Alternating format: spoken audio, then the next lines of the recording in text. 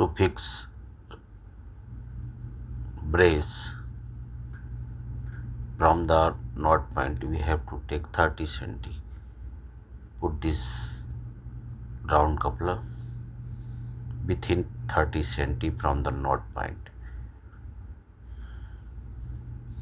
Then tight it, not completely, but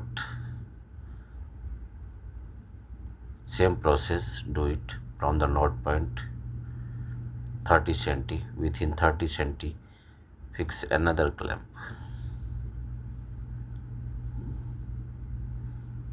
Tight it,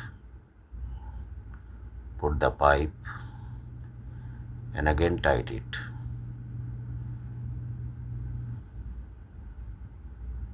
Now your brace is fixed. Tight both sides properly.